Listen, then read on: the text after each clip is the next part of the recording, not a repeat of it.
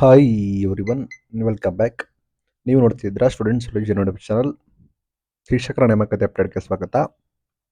High court ಆದೇಶ ಹಿನ್ನೆಲೆಯಲ್ಲಿ ನೇಮಕಾತಿ ಪ್ರಕ್ರಿಯೆಗಳನ್ನ ಮುಂದೂಡಿಕೆ ಮಾಡಿದ್ದಾರೆ. ಏನು ಸುದ್ದಿ ಅಂತ ತಿಳಿಸ್ಕೊಡ್ತೀವಿ. ದಯವಿಟ್ಟು ಚಾನಲ್ಗೆ ಸಬ್ಸ್ಕ್ರೈಬ್ ಆಗಿ.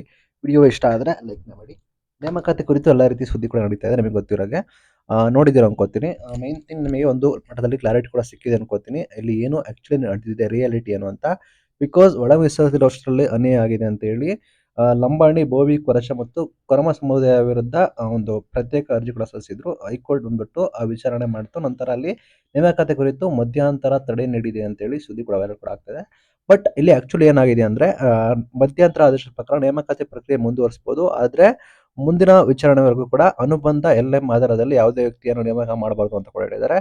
ಸಿಂಪಲ್ ಏನಂದ್ರೆ ನೇಮಕಾತಿ ಪ್ರಕ್ರಿಯೆಯನ್ನು ಮಾಡಬಹುದು, ಆದ್ರೆ ನ್ಯಾಯಾಲಯದ ಮುಂದಿನ ಆದೇಶ ಬರೋವರೆಗೂ ಯಾವುದೇ ರೀತಿ ನೇಮಕಾತಿ ಆದೇಶ ಅಪಾಯಿಂಟ್ಮೆಂಟ್ ನೀಡಬಾರದು. ಲೈಕ್ ಅಪಾಯಿಂಟ್ಮೆಂಟ್ ನೀವು ಯಾವುದೇ ಕಾರಣಕ್ಕೂ ಕೊಡಬಾರದು ಅಂತೇಳಿ ಸರ್ಕಾರ ಘೋಷಣೆ ಕೂಡ ಮಾಡಿದೆ. ಈಗ ಅಂದ್ರೆ ನೇಮಕಾತಿ ಮುಂದೂಡಿಕೆ ಮಾಡಿದ್ದಾರೆ. ನೇಮಕಾತಿ ರದ್ದು ಮಾಡಬೇಡಿ, ಲೈಕ್ ಅಪಾಯಿಂಟ್ಮೆಂಟ್ ನ ಕೊಡಬೇಡಿ ಅಂತ ಹೇಳಿ ಈಗ ಅದೊಂದು ದೊಡ್ಡ ಸಂಕಷ್ಟ ಶುರು ಆಗಿದೆ. ನೇಮಕಾತಿ ಈಗೇನು ಎಕ್ಸಾಮ್ಸ್ ಎಲ್ಲ ಆಗ್ತಿದೆ, ಅದರದೆಲ್ಲ ನೋಟಿಫಿಕೇಶನ್ ಆಗೋದು, ಲಿಸ್ಟ್ ಅನೌನ್ಸ್ಮೆಂಟ್ ಕೂಡ ಆಗೋದು, ಲೈಕ್ ಲಿಸ್ಟ್ ಅನೌನ್ಸ್ಮೆಂಟ್ ಆಗೋದು ಎಲ್ಲ ಡಿಲೇ ಆಗುತ್ತಾ ಅಂತೇಳಿ ಅಭ್ಯರ್ಥಿಗಳಿಗೆ, ಆಕಾಂಕ್ಷಿಗಳಿಗೆ ಸಮಸ್ಯೆ ಕೂಡ ಆಗಿದೆ.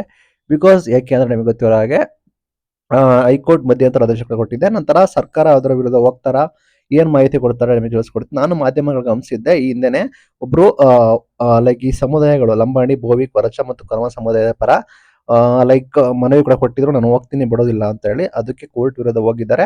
ನಂತರ ಅಪಾಯಿಂಟ್ಮೆಂಟ್ ಕೊಡೋದಕ್ಕೆ ಮಾತ್ರ ನಿಮಗೆ ಹೋಲ್ಡ್ ಮಾಡಿದ್ದಾರೆ. ಯಾವುದೇ ರೀತಿ ನೇಮಕಾತಿ ಪ್ರಕ್ರಿಯೆನ ಹೋಲ್ಡ್ ಮಾಡಿಲ್ಲ.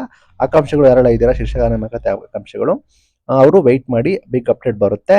ಲೈಕ್ ಯಾವುದೇ ರೀತಿ ಊಹಾಪೋಹಗಳನ್ನು ನಂಬೇಡಿ. Thank you.